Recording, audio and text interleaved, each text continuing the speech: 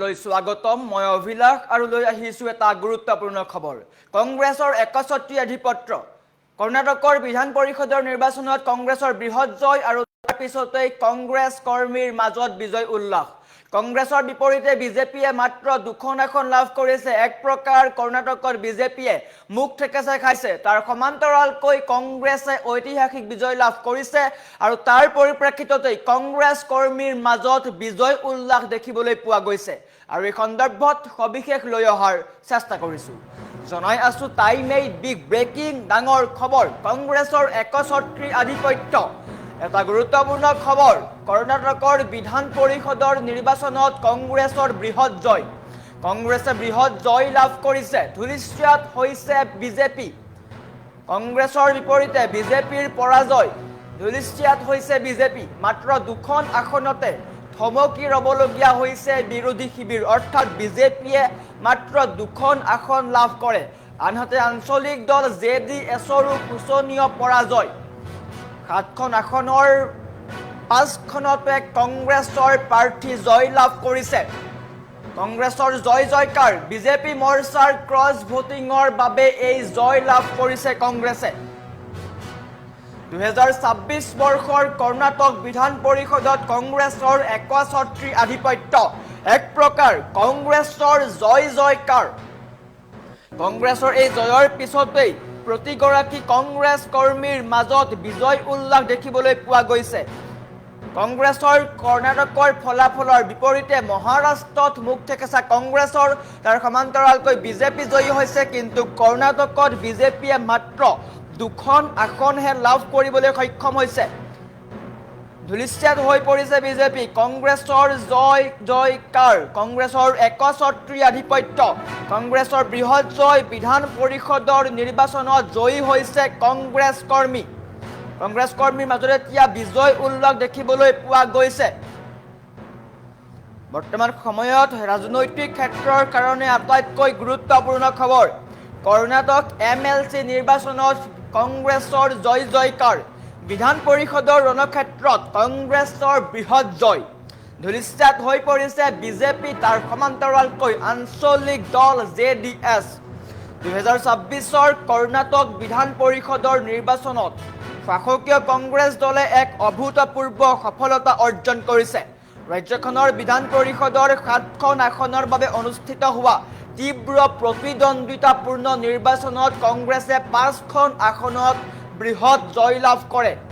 আনহাতে বিৰোধী বিজেপি মাত্ৰ দুখন আসনতে সন্তুষ্ট থাকিবলগীয়া হয় বিজেপিয়ে দুখন আসনহে লাভ কৰে এই ফলাফলৰ লগে লগে কৰ্ণাটকৰ ৰাজনীতিৰ বুকুত কংগ্ৰেছৰ ৰাজনৈতিক আধিপত্য আৰু অধিক শক্তিশালী হৈ পৰিছে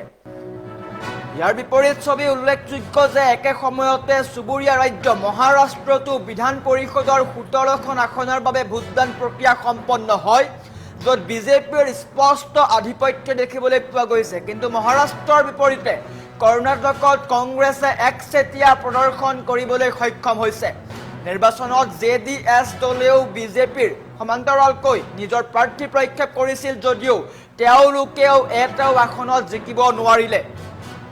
7খন আসনৰ বাবে 8জন প্ৰাৰ্থীৰ যুঁজ আৰু দ্বিতীয় পছন্দৰ ভোট গণনা এই নিৰ্বাচনত মুঠ 7খন আসনৰ বাবে 8জন প্ৰাৰ্থী অৱতীৰ্ণ হৈছিল যাৰ বাবে ভোট গ্ৰহণ অনিবাৰ্য হৈ পৰিছিল নিয়ম অনুসৰি এজন প্ৰাৰ্থীক জয়ী হ'বলৈ 28 গৰাকী বিধায়কৰ সমৰ্থনৰ প্ৰয়োজন আছিল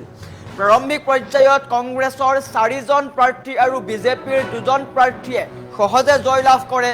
আসল তীব্ৰ প্ৰতিদ্বন্দ্বিতা গঢ়ি উঠিছিল কংগ্ৰেছৰ 5ম গৰাকী প্ৰাৰ্থী বিনয় কাৰ্তিক আৰু জেডিএছৰ প্ৰাৰ্থী গোবিন্দ ৰাজুৰ মাজত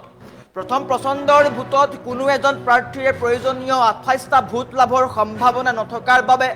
অৱশেষত দ্বিতীয় পছন্দৰ ভোট গণনা কৰিবলগীয়া হয় অৰ্থাৎ সেকেন্ড প্ৰেফাৰেন্স ভোট অনুষ্ঠিত হয় এই দ্বিতীয় পছন্দৰ ভোট গণনাত কংগ্ৰেছৰ বিনয় কাৰ্তিকে আটাইতকৈ বেছি ভোট লাভ কৰি বিজয় সাব্যস্ত কৰে আৰু জেডিএছৰ গোবিন্দ ৰাজুক পৰাজিত কৰে ক্ৰছ ভোটিং ৰোধ কৰিবলৈ কংগ্ৰেছৰ মক পোলিং কৌশল নিৰ্বাচনৰ পূৰ্বে কংগ্ৰেছ দলে কোনো ধৰণৰ ৰিস্ক ল'ব বিচৰা নাছিল ক্ৰছ ভোটিং আৰু ভোটদানৰ সময়ত হ'ব পৰা সম্ভাৱ্য ভুলসমূহ ৰোধ কৰিবলৈ কংগ্ৰেছে এক বিশেষ ৰণনীতি প্ৰস্তুত কৰিছিল। দলৰ আটাইকেইজন 135 গৰাকী বিধায়কক এটা ৰিজৰ্টত একত্ৰিত কৰি ৰখা হৈছিল। ভোটদানৰ ঠিক এদিন পূৰ্বে ৰিজৰ্টখনতে বিধায়কসকলৰ বাবে এটা মক পুলিং প্ৰক্ৰিয়া চলোৱা হয়, য'ত উপ মুখ্যমন্ত্ৰী DK শিৱকুমাৰেও অংশগ্ৰহণ কৰে। আচলতে কংগ্ৰেছৰ 40 গৰাকী বিধায়ক এইবাৰ প্ৰথমবাৰৰ বাবে নিৰ্বাচিত হৈ আহিছে। তেওঁলোকক বিধান পৰিষদৰ জটিল ভোটদান প্ৰক্ৰিয়াৰ সঠিক জ্ঞান দিয়াৰ উদ্দেশ্যে